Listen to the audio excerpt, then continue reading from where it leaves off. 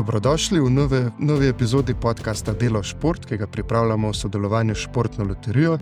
Danes je z nami Katja Koren Miklavec, naša nekdanja vrhunska smučarka, tudi danes močno vpeta v šport.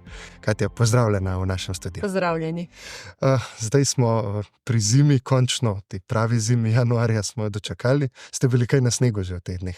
Ja, sicer januarja ne, bila sem decembra na Val Gardeni na tekmi, tako da jaz sem zelo hitro v letošnjem letu, kar ni v moji navadi, no, ker nisem ravno smučar, tisto, ko čakaš prvi sneg, mislim, da je bilo tega dovolj, tako da zdaj grem tistih parkrat, takrat, ko si res zaželim, odsmučam in to je to. Pa še vedno uživate takrat, ja, ko greste? to pa ja, takrat, ko ja, moram reči, da sicer, ko se začne zima, ko so tisti prvi indici, da se bo zima pojavila, ne začne se tudi tekme svetovnega pokala, takrat me kar mika, ne.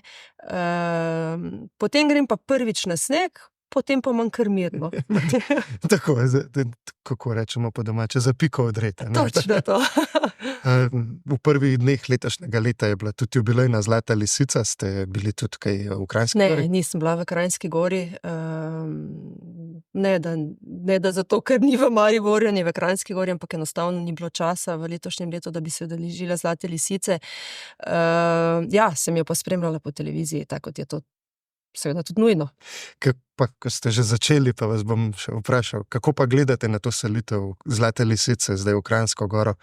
Verjetno neke alternative prave niti ni, ne? Ne, sej, zdaj, če realno pogledamo, ja, nekaj je, kar pač gledaš čustvenega vidika, da Zlata lisica je bila vedno doma v Mariboru, 60 let je že tega, ja, vedno v nekih slabih pogojih se je selila, ampak žal so zime takšne, kot so. Maribor je na zelo, ne bom rekla za neko smučarsko središče, na zelo nizki nadmorski višini, vremenski pogoji seveda ne dopuščajo, tekma je dejansko do mesta, ne, in kot smo videli v zadnjih letih, pač vremenske napovedi oziroma vremenski pogoji tega ne dopuščajo, ne, in moram reči, da sem jaz vse zelo vesela, če že ne moremo v Mariboru, da vse Zlato lisico obdržimo pa v Sloveniji, ne, in jaz mislim, da Kranjska gora potem tista edina alternativa, ki lahko izpelje to tekmo.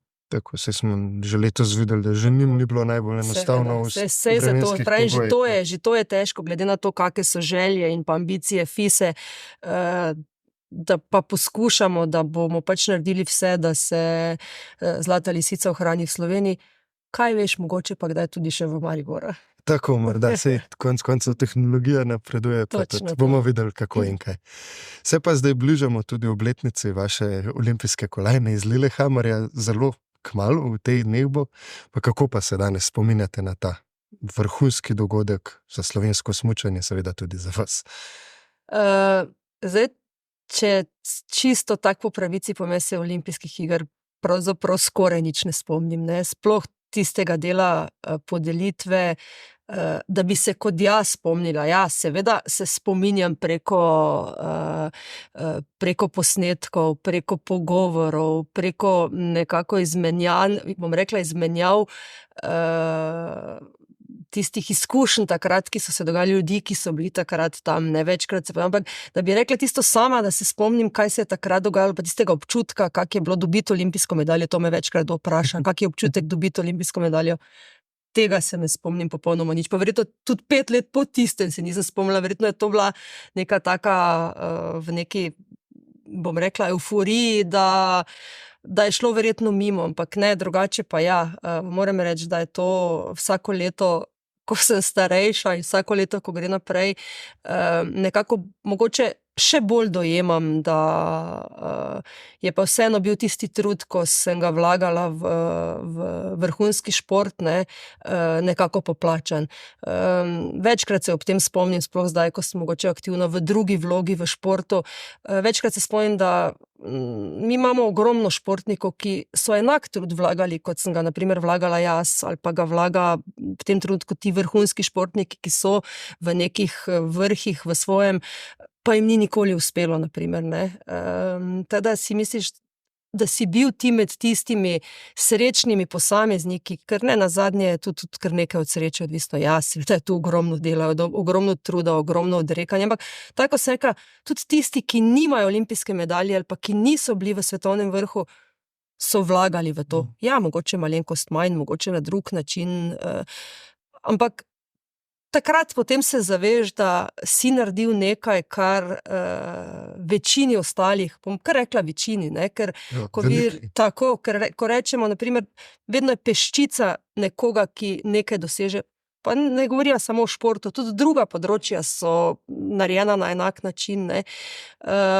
In mogoče sem zdaj, tako sem rekla, da ko po letih spoznavam, da je to nekaj, res nekaj dobrega, kar sem naredila in za sebe in mogoče za širšo okolico, ne?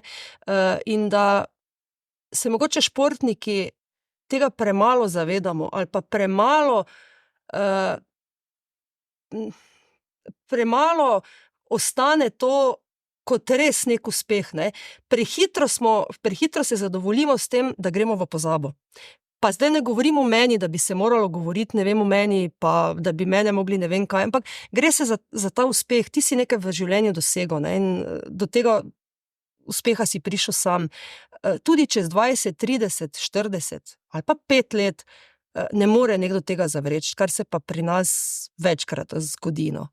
Ko se mi zdi, da ko se pogovarjam s športniki, da je točno, da velikrat saj znotraj njihove kariere je ta neka mentaliteta, gremo na naslednjo tekmo, z novim ciljem stremimo in to, da potem, mogoče po karieri, ko imaš malo več časa, ko pogledaš nazaj, pa te zadane ta velikost dosežka, ker olimpijska kolajna vseeno je nekaj, kar te verjetno spremlja celo življenje. To niso samo stopničke na svetovnem pokalu, to je pač olimpijska kolajna, kar je skoraj največ, ali pa v večini športov največ, kar lahko dosežeš. Ja, je res, da zato pravim, ne, da vsako leto mogoče drugače spremljaš ali pa sprejemaš ta svoj uspeh, ne, v času svoje kariere.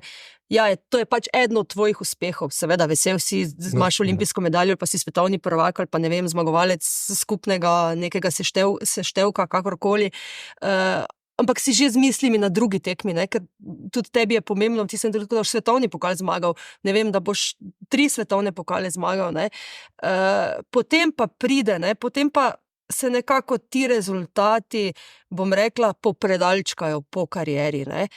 Ja, in olimpijska medalja seveda ostane zaradi tega, ker olimpijske medalje so olimpijske igre so na vsaka 4 leta oziroma na 2 leti, ne, na letne zimske in predvsem v času olimpijskih iger se začnemo spominjati tega, ne. Zdaj, tudi če si ti ne bi želel tega spominjati, se to moreš spominjati, ne, mislim, moreš. Zdaj, ne vem, če kdo obstaja, da se tega ne bi želel spominjati, ampak pravim, da tudi če si ne bi želel, se pač tega moreš spominjati, ne, in ampak je pa to tisto lepo, kar ti daje potem neke pozitivne, ker ti tako slabe stvari pozabiš, ne, tako smo, hvala Bogu, smo tako narejeni, ne, da slabe stvari pozabimo, ker ne vem, da prideš ti do nekega uspeha ali pa, bom rekla, v mojem osebnem primeru, pride do olimpijske medalje, niso samo lepe stvari, ne, odzadaj je ogromno, tako kot sem že prej povedala, odrekanja, trdega dela, to zdaj ni, medalja je, ne, tista, ki je pomembna, in ti tudi ostane potem ravno ob takih dogodkih, ko se nabližajo olimpijske igre, takrat še posebej, ne, tistih, bom rekla, tistih par, kaj jih imamo v Sloveniji, ki jih imajo olimpijske medalje, ne, jih lahko zelo hitro naštejemo, ne, zato pravim, smo vedno vsi seveda v času letnih olimpijskih igr, predvsem tisti z letnimi medaljami, v času zimskih, tisti z zimskimi, ampak se pravim, tudi če greva vse prebrati, bomo zelo hitro skozi, ne bomo rabila cel podcast za to. Definitivno ne, zagotovo ne. Je pa še en drug vidik tega, vi ste olimpijsko kolajno osvojili kot 18-letna, res mlada punca, kako tu pri 18 letih vemo se komaj, da v odraslu človek postane voziti, nam takrat pustijo konc koncev, skratka, do takrat praktično nimaš neke odgovornosti, potem pa kar naenkrat si olimpijski medalist. Kako se pri teh čustveno manj zrelih letih sploh soočati s takim uspehom? Verjetno tudi ni enostaven, oziroma je povsem drugače, kot če osvojiš kolajno pri 30. Definitivno. Jaz mogoče zdaj še lažje to razumem, ker zdaj imam ravno včeraj toliko stari, ne, zdaj sicer 19-20 že, v njih letih sem že imela olimpijsko medaljo, ampak ko razmišljam, da dejansko še nisi toliko zrel pri teh letih, ne, si ne znam predstavljati, da bi one dve zdaj že imeli olimpijsko medaljo. Ne? Jaz zdaj ne postavljam se v svojo vlogo, da je moja bila pri teh letih, ampak ko gledam zdaj način razmišljanja ali pa mogoče so tudi vseeno drugačni časi danes, kot so bili 30 let nazaj, ne? Ampak način razmišljanja, da je to res zelo hitro, ne? Je bilo takrat zelo hitro, je to danes zelo hitro in verjetno tudi zaradi tega se ne spomnim vseh trenutkov takrat, zato ker to je bilo za mene verjetno preveč. Ja. Ne, to je bilo, saj sem že prej neke uspehe dosegala, pa si ti dejansko od svojega ne vem katerega leta, bom rekla 7., 8. leta, sistematično delaš na tem, ne? Ti se odrekaš ti se odrekaš enega dela življenja, ker pelješ samo to delovno zgodbo, bom rekla v teh mladih letih, kar ni enostavno, ne? Ta pot daleč od tega, da je enostavna, ne? In če bi rekla če bi lahko svojo kariero postavljala, ne, jo ne bi na ta način postavljala, definitivno ne, zato ker če ti nekako rasteš, ne, je bistveno lažje, zato ker prideš do enega uspeha, pa ga zasidraš, pa prideš do drugega uspeha, pa ga zasidraš, ne. Tukaj ga ni bilo časa zasidraš, to se je zgodilo, zato pa potem, če ne znaš, če nimaš ekipe odzadaj, ki bi znala te suportirati, ne, ker vsak od nas je poseben. Jaz se zdaj ne čudim, na primer, marsikomu tem sploh vrhunskim tekmovalcem v različnih panog, da grejo na individualne poti, ne. Ne zaradi tega, ampak gre se za to, da je njegova pot prilagojena njemu, ne. V ekipi je drugače, ne, v ekipi ne more biti celotna, na primer, moja pot je lahko malo drugačna, ali pa jaz drugače čustveno odreagiram, jaz drugače neke stvari sprejemam, jaz rabim drugi način dela, ne. Je bistveno težje v ekipi, kot pa če si ti sam, ne. Čeprav so pa druge prednosti ekipe, timsko delo, vlečenje na druge, to, kot smo na primer Medov takrat dokazali, ne. Teda, mogoče se pravi, tako se je, kaj bi si želela, da bi pot, če bi jo lahko izbirala za sebe, da bi bila korak po korak, ne. To je bilo pa zdaj dejansko skok, potem je to bilo nekaj časa, se ostalo, potem pa zaradi različnih vzrokov potem začelo padati, ne. In jaz tudi zakaj jaz sem sicer res nehala zaradi poškodbe hrbtenice, ki pač zdaj so posledice še bistveno hujše, ne. Tega se pač takrat tudi ne zavedam, ampak moje mnenje je še vedno, da če bi takrat mogoče znala ali pa imela ob sebi eno ekipo, ki bi znala te stvari spraviti na, bom rekla, spet v tiste tirnice. Nek reset narediti. Točno to, reset narediti v tej zgodbi, bi jaz še nadaljevala za to kariero. Meni je bilo pa takrat tistem trenutku poškodba, jaz sem padala vedno nižje, veš, glava je naenkrat ti si v svetovnem vrhu, pol naenkrat si čisto spodaj in če nisi takrat psihološko 100%, ne 100%, 150%, ne, se ne moreš dvigniti, ne, in jaz se takrat sama nisem bila sposobna ponovno dvigniti, oziroma nisem bila pripravljena ponovno iti na pot od začetka naprej, ne. In tu je ta balans, zdaj, kaj je prav, pa kaj ni prav, ne.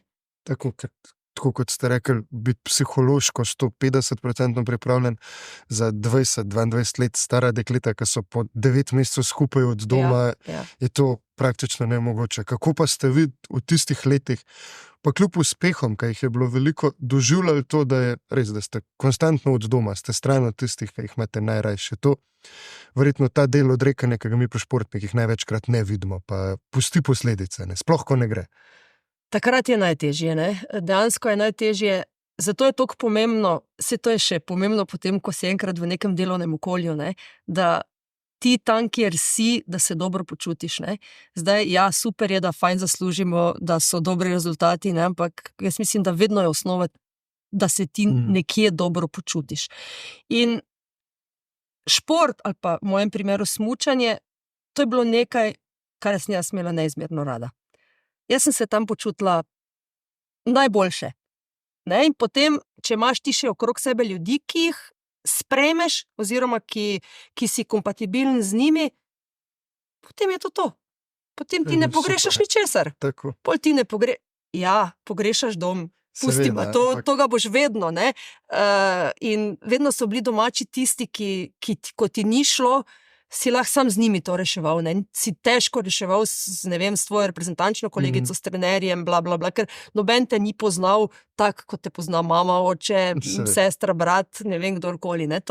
Ampak ljudje smo različni, ne? Pač nekateri ne rabijo, nekateri sami predelajo, ampak v tistih letih ti nekoga rabiš, ne? Zato, ker zdaj tudi vidim pri puncah mojih, ne, vedno mami, da je pa to mislim, ne na sveti, pomoč, ker ti veš, da če ti bo kdo dal pravi nasvet, ti ga bo dal starš.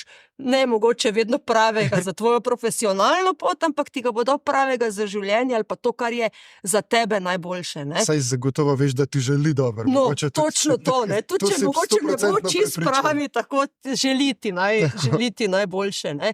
Kar mogoče vedno v drugih opcijah ni. Ne? Tudi če se lepo sliši, mogoče ni. Teda, to je tisti del, ki je, se pravi, kar se tiče pogrešanja doma, kar se pa ostalega tiče, če zdaj nazaj reče meni, da koliko si ti zamudila, ne, v tistih letih, pa ni. Jaz nisem nič zamudila. Zaradi tega, ker jaz sem počela tisto, kar sem imela najrajši na svetu. In jaz sem bila v okolju, ker sem se počutila najboljše. In jaz nisem pogrešala prijateljev, jaz seveda sem jih v nekem trenutku, ampak če zdaj pogledamo skupno, nisem pogrešala prijateljev, nisem pogrešala tega, da je treba vsak petek pa soboto ven, pa to, kar je pač neko noro, nisem pogrešala študentskega življenja, ker je pač bila to moja pot. Tako da tukaj zdaj, so odrekanja, ampak po mojem mnenju če so odrekanja za nekaj, kar delaš z veseljem, to odtehta ta odrekanja, no definitivno. Pa če se morda zdaj še malo vrneva na to obdobje vas vražjih Slovenk, kot so vas takrat poimenovali, sicer je bilo relativno kratko, ampak noro uspešno obdobje. Vi ste bili res ena posebna skupina deklet in verjetno je, pravite, da ste še vedno čutite neko vez z njimi, hkrati pa, da imaš v reprezentanci najboljše kolegice na svetu, če že na treningu premaguješ najboljše na svetu, to verjetno najboljše možno okolje, kaj ga človek lahko ima. Tudi to je eno vprašanje, ki ga je večkrat zastavil, kaj ste vi to zaigrali, ne?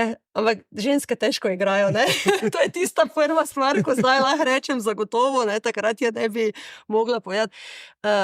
Ne, mi smo bile takrat, mi smo dejansko rasle skupaj, ne? Že generacijsko smo bile zelo, Nataša je pač bila tista, ki se nam je priključila, ampak drugače mi smo bile načeloma v 2-3 letih generacijsko skupaj in smo rasle ves čas skupaj, teda smo se poznale. Potem pa, to je tisto, ne? Ali vse začutiš, ali vse ne začutiš. Vedno je kdaj imela kjera kaj proti, pa mogoče nisi bil vedno res vesel uspeha nekoga drugega, ker si bil zaradi sebe toliko razočaran. To je človeško, to ne moramo zdaj reči, ker ni idealne okolice, ampak v osnovi smo bile ekipa, pomagale smo si, svetovale smo si in v primeru težav smo skupaj iskali rešitve. Moram reči, da to je bila bom rekla, ena ekipa, ki bi lahko bila vzor marsičemu, ali pa zdaj, ko so bili popularni team buildingi, bla, bla, bla, bi lahko bil ta koncept te ekipe vzor v nekem obdobju, pravim, ne se pol, ko se začnejo, ko se nekaj poruši, ampak v nekem obdobju, bom rekla, lahko rečem, da je bilo to skoraj idealno, ne. Trener, ki smo mu zaupali, bom rekla, slepo ali pa v neki smeri ekipa, ki je funkcionirala, celoten tim, ki je bil okrog, ne, ni bil noben problem, se vse v avto, zdaj pa gremo v Francijo, jutri gremo tja, ni bil to problem, zato ker si se počutil dobro, ne. Skozi leta se je potem seveda to spreminjalo, ne, rezultati so nihali, vedno je najlažje, ker smo vse tudi uspehe imeli, ne, takrat je lahko. Zdaj, če ena nima uspeha, seveda se že avtomatsko ne počuti del te ekipe, ne, zaradi tega, ker ne vem, midva se pogovarjava, midva sva prvi, drugi se pogovarjama, kak je bilo prav zdaj, nekdo je bil pa tam 20, pa seveda se ne čuti. Čeprav, takrat se je tudi pokazalo, ne, da je tista, ki je bila pa 20, pa kaj od tega tudi pozitivnega odnesla, ne. Moj primer, naprimer, jaz se spomnim taki, res tisti primer, je bil Flahov takrat, ko sem zmagala, ne, 66. Takrat je Alenka imela številko 62, ne, in ona je prišla v cilj 4. četrta. In jaz sem to seveda na štart, meni je to takrat, ne vem, Stojan na štart povedal, Alenka je četrta, da se je vedelo, ne. In jaz sem si mislila takrat pri sebi, to je tisti občutek, enih par občutkov se spomniš, pa jih bom verjetno do smrti ne bom pozabila, ne. In jaz se takrat spomnim, da si jaz tak mislila, pardon na izrazu, ampak točno tak je bilo, ne. Če lahko Alenka, lahko tudi jaz. To je bilo tisto ad acta, koliko pomeni glava, kaj ti vse lahko v svoji glavi narediš. Ker jaz sem se isto peljala, ampak če bi jaz takrat negativno razmišljala, bi bila pa 40. Z istim pripravljenostjo, z istimi smočmi, z istim telesom, ne. To je dosti je samozavest. Jaz moram reči, da sem bila zelo samozavestna v svoji karieri, ne. Tudi na olimpijskih igrah, na primer, sem imela par takih izjav, na olimpijskih igrah je tudi bila ena od takih, je bil od Pernille, pa takrat je Pernila Wiberg ful dobra tudi v slalomu, ne. Jaz sem imela pa 33 številko v slalomu, pa nič kaj nekih rezultatov nisem imela v slalomu, ne, ker tu slaloma nismo trenirali dosti, ker je bilo pri nas hitre discipline, to je bilo prioriteta, ne. In jaz vem, da sem takrat prišla na štart, ker se vse skupaj pripravlja in je bil Robi Karlatec, je bil takrat serviser, Slovenec, ne, je bil serviser Pernille Wiberg, in tak, si videl, Pernila, mislim, da je Pernila celo vodila, ne, takrat, in je rekel, si videl, pa ne, se čakaj, še nisem jaz v cilju, ampak to je bilo čist, ne, da bi jaz res razmišljala, mislim, seveda greš ti na olimpijske igre zato, da boš zmagal, se ne greš z drugim namenom, jaz sem bila samozavestna popolnoma, da se bo to zgodilo. Ta samozavest je zelo pomembna pri doseganju rezultatov, ne, in včasih, ko mi obsojamo koga, ne, od športnikov, kaj govori zdaj spet, ne, ker vedno nam ne rata, ne. Jaz tako bi lahko rekla, ampak jaz bi lahko prišla 15. v cilj, ne, ali pa 18. ali pa ne vem kjera, ne, pa bi pol si lahko mislil, gledajo tam suče, ne, pa ne, to, ko mi večkrat pri športnikih tako sploh znamo, bom rekla, ne športniki, ne, znamo večkrat že, kaj te govori, pa kaj je, bo pa spet 20, pa ne vem kjera, ali pa bo 20, pa ne vem kaj. Ne, športniki morajo tako razmišljati, ne, ker če športniki ne razmišljajo na ta način, da bojo zmagali, pa tudi kdaj, če njemu to pa še pove, ne ga obsojati zaradi tega. On se čuti pripravljenega, da bo zmagal in on lahko zmaga. Saj se pač neke stvari danes niso poklopile, se bojo pa jutri, ne. Teda to, ampak saj ne moremo spremeniti miselnosti naš Slovencev, ampak to so pač stvari, ki imajo neko osnovo in športniki ne rečejo brez veze zmagal bom ali pa ne bom zmagal, ne, ker ve, da lahko zmaga, ne. Tako, to je že zelo dobro vidno, recimo v primeru vseh hrvaških reprezentancov v kolektivnih športih, oni pridejo na prvenstvo z reprezentanco, ki je včasih po kakovosti slabša od slovenske in pravijo, gremo po kolajno, naši pa včasih, da bomo zadovoljni z uvrstitvijo v četrtfinale. Jaz se mogoče tu sprašujem, ne, če je včasih, da si ne upamo tega reči, ravno zato, ker bomo zaradi tega dobili jih po glavi, ne.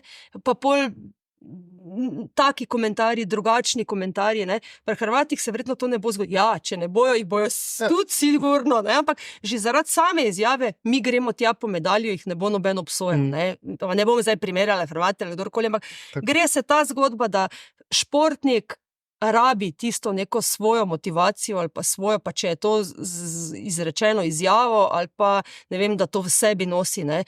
Ta samozavest je pač eden izmed zelo pomembnih elementov vsakega športnika. Ja, to tudi vsi v švicarski reprezentanci zdaj pravijo, da zaradi Marka Odermata, ker je tako povezan z ostalimi člani reprezentance, vsi smučajo bolje, ker enostavno vidijo se, da na treningih Marko dela enako ali pa podobno kot oni, Marko gre in tudi drugi smučajo boljše in pol nekaj tega vlečenega konja se pa zgodba sestav v boljšo, ne. To je, ja, ta švicarska ekipa je zdaj tak res en dober primer tega ekipnega duha, ne. Se pravi, da lider vleče zadeve, ne. Fajn je vedno imeti liderja, ne, zato ker vleče stvari, ampak lider ne dela individualno ali pa ne dela egoistično, ne. Tako.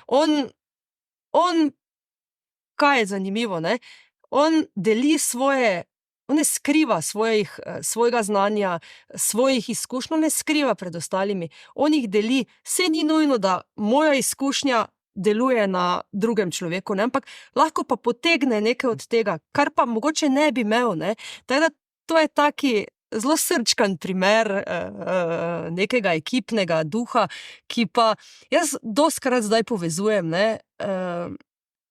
Koliko bi bilo včasih lažje, če bi več stvari iz športa vzeli v naše, bom rekla, normalno življenje, ne? Ali je to v posel, ali je to v partnerske odnose, ali je to v prijateljske odnose, ne? Marsikdaj bi bilo nam veliko lažje, no. Mislim, da je mogoče pri nas preveč nekega egoizma, pa ne tisto, da je v nekem konkretnem primeru, ampak vsak obdeluje svoj vrtiček, ne znamo stopiti skupaj pa reči, dajmo se povezati, ker bomo vsi boljši rezultat dosegli, ne.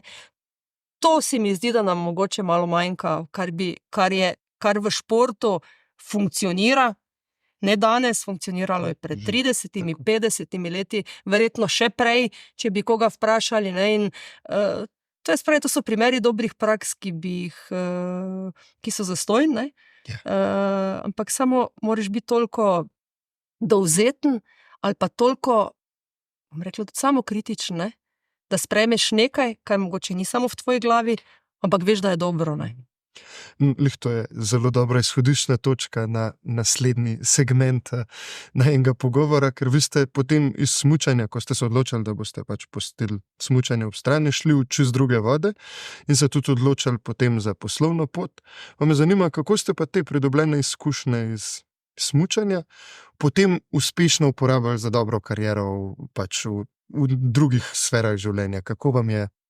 Kaj je zaradi česar je športniku lažje ali pa morda težje, ne vem?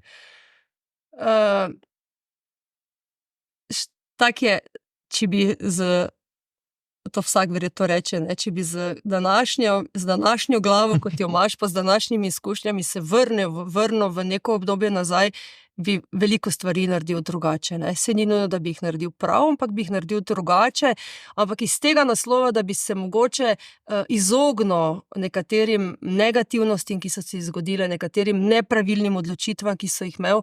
Se zato, na primer, ravno zaradi mogoče moje te poti, pa ne nazadnje poznam poti, bom rekla, ogromno ostalih športnikov, ki so dali to pot iz vrhunskega športnika, ne, ko enkrat moraš zaključiti kariero, pa do tega, da se spet postaviš na svoje noge, ker to sta dva popolnoma različna življenja. Jaz se zdaj ne pogovarjam tukaj bom rekla, o tistem peščici športnikov, ki so zaslužili toliko, da lahko se mogoče vleže, ampak tistega ne boste videli, da je ležal pa gledal v zrak, ne, ampak ne govorimo o tistih, ne, tistim mogoče niso imeli toliko izzivov v neki, tiste pustimo ob strani, s tistimi, to je posebno, vedno se najde, ne vem, vrečka ljudi, ki izstopajo in ne spadajo v neko množico ljudi. Ne? Govorim o tej množici športnikov, ki so ogromno naredili, ampak niso zaključili s tem, ker zdaj pa lahko do konca življenja s tem živim. Ne?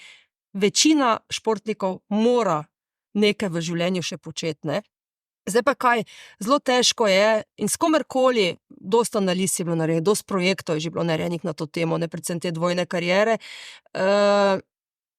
Ti, ko enkrat prideš do tega zaključka, ti si enkrat kot pred prepadom. Ne? In z vsemi temi športniki, s katerimi se pogovarjamo, ko imamo stike ali pa po nekih pogovorih, takih in drugačnih, nobenemu ta pot ni bila lahka.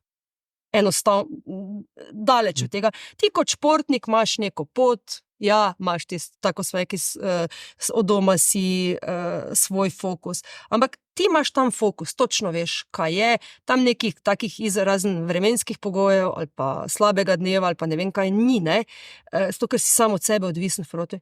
Ti v tem, bom rekla, tako se ne vem, če je prav reči normalno, ampak težko drugače loči, ne, športno življenje pa normalno življenje. Ti, ko pa sem prideš, je pa ogromno nekih dejavnikov, ki se pa začnejo zgrinjati na tebe, ki jih prej nisi imel, ne.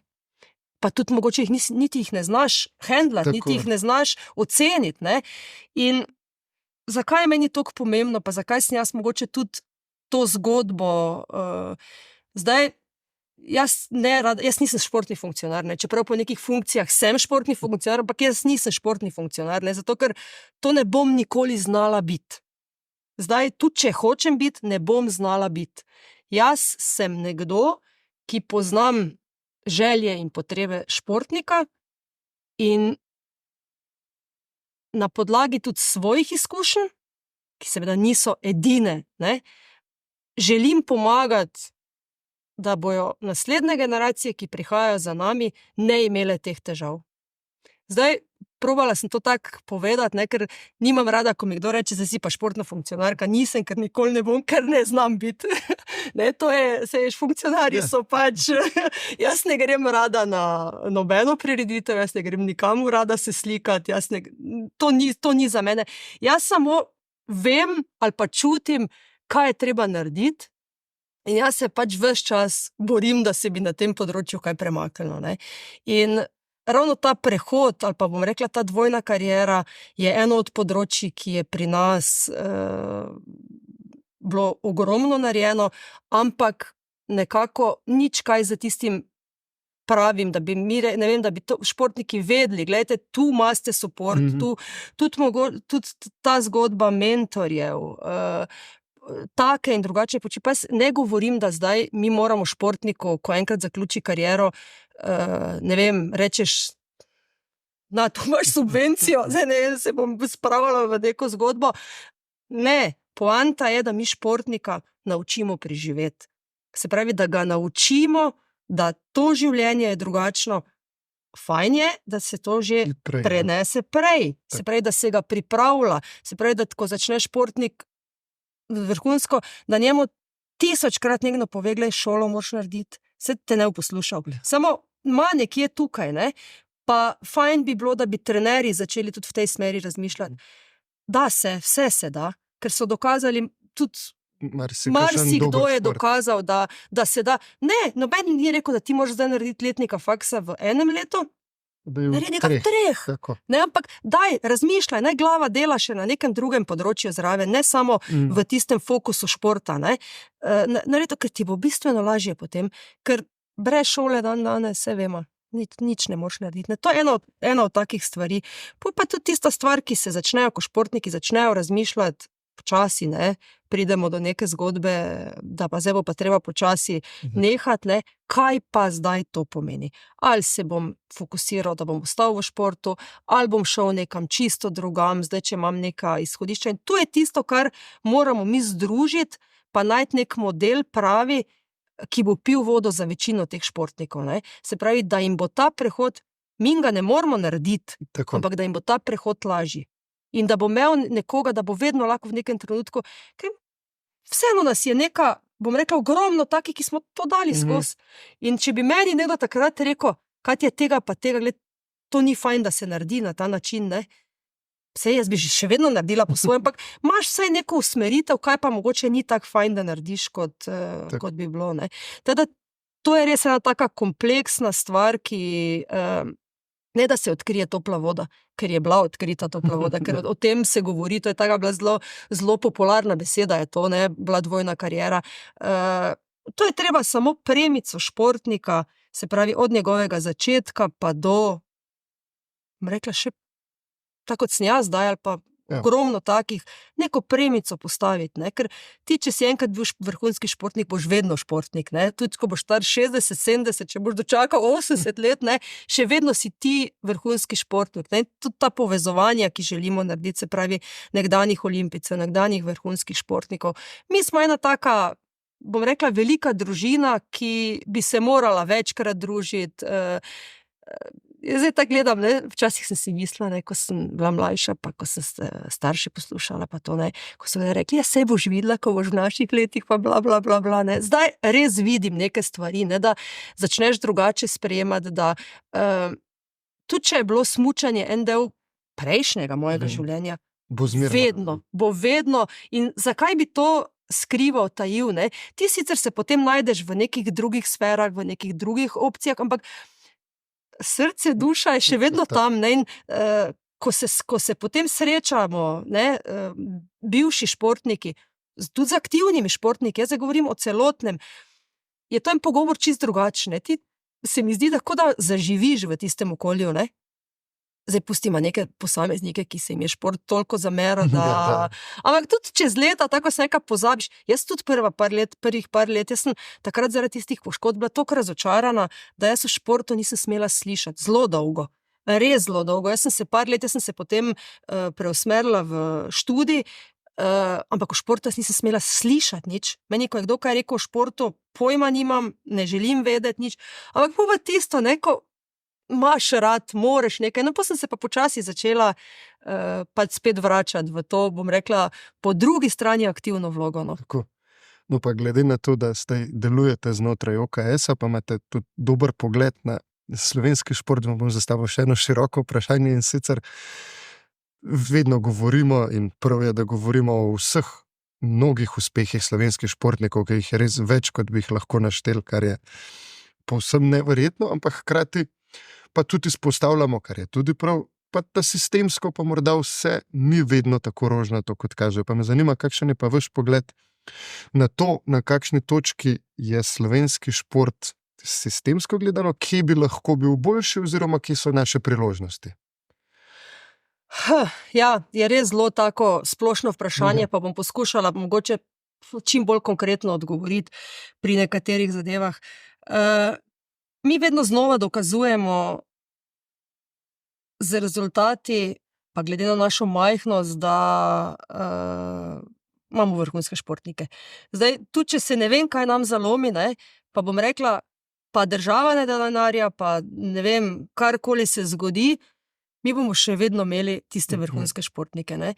Ampak tukaj jaz bom pol dala na stran, ne, tukaj bom jaz rekla, da vsi ostali pogoji, ki so, ne, ki se ti okrog zgodijo, zdaj, če dolgoročno ne bi bilo denarja, ne bi bilo, ne vem, infrastrukture, bi šlo vse navzdol, to je jasno, ne. Ampak zdaj gledam v tej zgodbi, ti v nekem trenutku, tudi če ne boš imel vseh optimalnih pogojev, ampak spet smo tam, toliko imam rad ta šport, toliko si jaz želim rezultat, meni je čisto vseeno v moji karieri in meni popolnoma vseeno, kaj se dogaja v tej okolici. Zdaj, ja, drugače je pred 30 leti, ko smo bili, takrat se pa res s tem ni noben ukvarjal, ne, zato ker pač, če ni bilo, smo šli pa peš. Ja. Mislim, je bilo drugače. Danes je to malo težje, ne, zaradi tega, ker smo že v osnovi razvajeni bistveno bolj, kot pač življenje tako, kot je. Ne, in ti dejansko rabiš boljše pogoje, kot smo jih takrat rabili, če hočeš ti doseči ta rezultat. Ne? Ampak marsikdaj bo športnik delal na hlape, če bo treba, ne? Ampak za sebe bo to delal. Ne za okolico, tako kot vsi ostali mislijo, pa za Slovenijo, pa ne vem kaj, za sebe v prvi vrsti, ne? Zato ker ti si garal, ti si želiš tega uspeha, seveda si pa potem najbolj ponosen, ker si to za državo naredil, ne? Pa imamo potem te vse multiplikativne učinke športnika, kaj vse športnik, ne? Ker vemo, da brez nas, vrhunskih športnikov, v vsej tej naši kratki zgodovini Slovenije, bi bili verjetno marsikje manj prepoznavni, dalj časa bi rabili za marsikatero stvar, ne, teda tu si ne moramo zatiskati oči, pa čeprav si bi marsikdo rad, ne, ampak tu si ne moramo zatiskati oči, no in zato večkrat boli, bom rekla pod narekovaji, ne, da športniki pa niso obravnavani na ta način, kot bi se zaslužili. Ne, če bi mi zdaj imeli neke, če bi se mi samo matematično šli, pa bi dali noter v tabelo, bi rekli, športniki, njihovi učinki so taki, bo formula prišla do sem, ne vem, nekdo drug, njegovi učinki so taki. Bi se na koncu dali, ti dobiš toliko, ti dobiš toliko, ti dobiš toliko. Čisto tako, navadno. Športniki ne bi dobili tako malo, kot dobijo. Ja, sigurno. Nikoli. Ampak pač skozi zgodovino je pa tudi res, da športniki nikoli niso šli na ulice. Nikoli niso, zato ker oni so najprej delali za sebe. Pa ne za egoistično za sebe, ampak za sebe. In oni se niso ukvarjali s tem, kar je. Problem je potem, jako je zmanjka, pa kaj? Se ne zmanjka za naše dobitnike olimpijske medalje. Manjka za našo bazo. Tu je problem. Ja, in mi ne nimamo, bo novih, ne. In se že pojavljamo v tej zgodbi. Ni problem, da ne bo mogel trenirati, ne vem, Žan Košir, Ja, tudi lahko se zgodi, da ne, ampak za njega se bojo našla sredstva. Zdaj sem pač Žana se spomnila na njega v tem trenutku. Gre se za to, da mi športnikov spodaj nimamo, ne, in potem se zelo prehitro nehajo neki sistemi, ne, da mi zdaj sem glih ravno prebrala pri smučanju, ko bi naj šli v ta spremenjen spet sistem, spet mladinske reprezentance nazaj, da bi bili finančna pomoč lažja, ne. Meni se zdi to super ideja, zaradi tega, ker enostavno drugače bomo težko preživeli, ne. Teda, zdaj, če dam en odgovor na to, ja, glede na to, kar bi si šport zaslužil, je sistemsko bistveno premalo poskrbljeno. Imamo pa v osnovi vse, imamo infrastrukturo, imamo vire, imamo letne programe športa, imamo fundacijo za šport, imamo še kakšna drugačna sredstva, ki so, ne, ampak glede na to, kar da šport državi, dobi bistveno premalo, ne. Pa mi smo zadovoljni, ne vem, tako rekla mi, ko se potem vse, letos smo pa dosegli toliko pa toliko. Super, hvaležni. Samo spet smo hvaležni športniki za nekaj, kar nam v osnovi tako ali tako pripada. Če bi se šli mi, bom rekla, pravično ekonomijo. Ne, ampak pri nas se moramo boriti za to, kar smo naredili. Ogromno je takih primerov, ravno za par dni nazaj smo v eni družbi športnikov ravno o tem govorili, ne. Zakaj se to dogaja, da se mi športniki opravičujemo za naše uspehe? Zakaj je to tak, ne? Se nimamo odgovora, zakaj je to tak, ne? Ampak to je ta, bom rekla, začaran krog, ki se zgodi. Ti dejansko dobiš tisto, kar ti pripada, mislim, ne? Ampak zato moraš biti ponižen, zahvalen, ne vem, nekaj vse, ne? Če se pa mi tržno bi obnašali, ne? Sponzorstvo je, na primer, tak, ne? Nekdo, ki je dober, bo dobil toliko pa toliko več sponzorjev, ne. Meni je to pač taka logika, čeprav pač jaz niti ne govorim o tem, da bi zdaj nekomu to razlagal, ker pač ne funkcionira država na ta način, ne. Ampak, če gleda marsikatere države, ki imajo slabše rezultate, kot jih imamo mi, če bi gledali sploh na prebivalca ali pa na ne vem kaj, ne, pa imajo te sisteme logično porihtane. Pa ne rabi noben od športnikov nič prositi, pa nič se pogajati, pa nič izsiljevati ali pa kakorkoli, ampak to avtomatsko pripada. Ne vem, zakaj tudi to pri nas vedno neke zgodbe, ja pa to vam ne pripada, pa saj to ste imeli, pa zakaj? V enih drugih državah neko stvar predlagajo, povejo, zakaj je to tako, promocija države je bila narejena, to je bilo narejeno, gre brez nekih težav skozi, ne. Teda, se tako sem že prej dala zaključek, lahko bi bilo to na marsikaterem področju bistveno, bom rekla, bolj funkcionalno narejeno, kot je. Tako, in verjetno bo že letos, ko smo v olimpijskem letu se spet videli že v Parizu, kakšno izložbeno okno za Slovenijo so olimpijske igre, ne, sploh. Definitivno, zdaj sploh te olimpijske igre, ja, to so, se je tudi zdaj olimpijski komite daje res velik poudarek teh olimpijskih igrah, se vemo, da vse zdaj zadnje olimpijske igre, pa tudi naprej vse, dobro, Milano je potem še tisto, kar je bliže nas, ampak vse je nekje daleč od nas, ne, zdaj Pariz je res doma, ne, lahko rečemo, in Pariz je za Slovenijo izjemna priložnost, ne, sej moram reči, da smo tukaj zelo veseli, da je to tudi država prepoznala z vsemi akterji na tem področju, in jaz verjamem, da bojo to res olimpijske igre. Seveda v prvi vrsti za naše športnike, kar ne dvomim, ne, pač ta drugi del, ki pa lahko spet Slovenijo ponese, bom rekla, še korak više, pa tudi ne dvomim, da ne bo to izpeljano tako, kot mora biti. Zdaj vas pa za konec samo še eno vprašanje, bi se navezal na nekaj, kar ste na začetku rekli, in sicer, da kot športnik, ne vem, 20 let po karieri gleda nazaj, pravite, da se vam uspehi popredalčkajo po pomembnosti. Me zanima, če bi še kakšen tak trenutek izpostavili, morda, za katerega javnost niti ne ve, ali pa mogoče ni bil toliko odmeven, vam je pa ostal kot en najdražjih trenutkov v karieri, morda, če obstaja še kakšen tak poseben. Ali Ne, sva šla skozi, ja, ker dejansko se, tako sem rekla, dosti stvari ostane tak nekje od zadaj. Ne. Zdaj meni so te stvari, kar se pravi kar sem jaz odnesla, ali pa tako bom rekla, odnesla od svoje kariere, je ravno to našo timsko delo, kako dosegaš rezultate, lahko dosežeš rezultate z pač nekimi pogoji, ki se ti od zadaj ustvarijo, ne.